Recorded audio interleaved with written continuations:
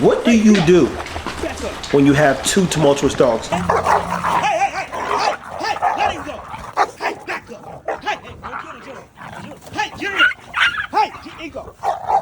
Hey. See what I'm saying?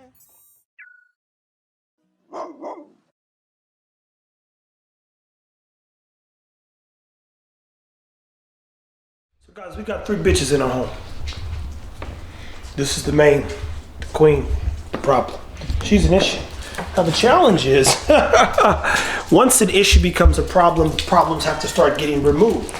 Depending on what type of mood she in, she turns around and starts poking and prying at people.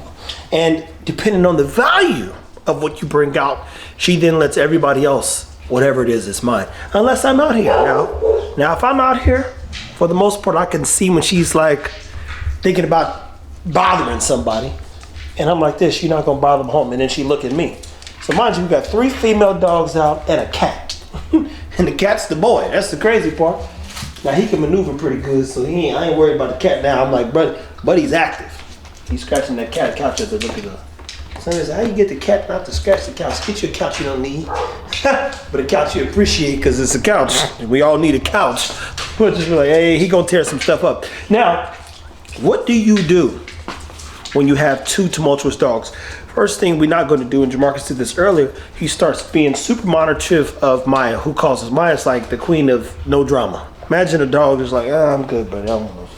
She's no drama. But then you start putting Maya up, that creates anxiety in her, believe it or not. So then you turn around, every time she comes out the room, Jamarcus kind of holding her, guiding her outside, Zara's on the couch doing whatever. She's like, well, am I supposed to protect myself or not? Versus allowing some of the madness to work itself out. And now, mind you, Zara's not paying her no mind right now. Maya's not paying her mind. The bitches can lay on the couch together. But every now and then, depending on who's giving who and what love, Zara gets a little tumultuous, like, hey, nobody should be in here getting pet but me. You go, don't work that way. Everybody in here at some point, go get a little love, a little care. Do not make the problem worse. The minute, again, you start removing dogs and rearranging and organizing your house and then telling the dog, you're basically showing the dog like, hey, it ain't safe out here. You go, well, there's problem number 1. And now, to that point, Jamarcus thought that when he brought Maya out earlier, she was going to, meaning Zara, was going to become reactive. In this case, Zara didn't get reactive, she just looked at it. Maya stayed back. Jamarcus told me hawks us up a little bit, but again, that's you participating in the problem, believe it or not. As pet owners and pet parents, we don't know what we don't know. I didn't see it all. And I'll jump in there real quick and have them both up here somewhere. Like, y'all better cut it out or somebody gonna get choked out. And we don't want to do that either. We want to just manage a good home. So what you technically start doing is bringing the value back to the home by adding treats and food and creating separation. What I used to do with a dog named Coco, I would make her sit and stay while all the puppies played. It was imperative, and I do mean imperative, which means it was required. It was, don't mess this up, don't make this worse, that you have control over the dog who's the most impactful in your home. And in this case, Zara's the one who could mess everybody's mood up and start the most ruckus. So if you don't get her under control, then you have a problem. So let's say the problem continue to progress. I then put her on a leash. I feed all the other dogs, and I got her. I'm like, I'm like, yo, only person in control of this house is me. I start basically creating more controlled situations where her only focus is me.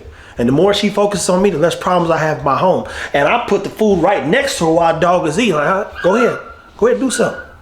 Do something. Them jokers out there losing their mind. And she's like, oh, she got to think about it because it's slow and progressive in terms of getting control over your number 1, like your controlled dog. Then you start relinquishing less control. Meaning, hey, you know the rules now. Don't have me acting my color. I don't want to see you act yours either. So you see them, you might not see it because we haven't had the scenarios where it's been recorded. Mind you, we don't want to create chaos. If something did happen, he was going to have the camera rolling. But for the most part, depending on the day, Zara's in a good mood or bad mood. These bitches all about to start bleeding at some point. So Amira's here because her period's about to start again. She's already swollen up a little bit. I might run a little test on her earlier this week just to see what's going on to make sure that we don't miss. And then Maya, she liable to go in here, Zara go in here, everybody starts acting like crazy mother suckers. But again, Maya's pretty manageable. And if you know your dog, which I told everybody to get to know their dog, you can literally sense when they're about to create strife or chaos. And in this case, Zara's got a look in her eye. And depending on what's going on, I was like, get in the house.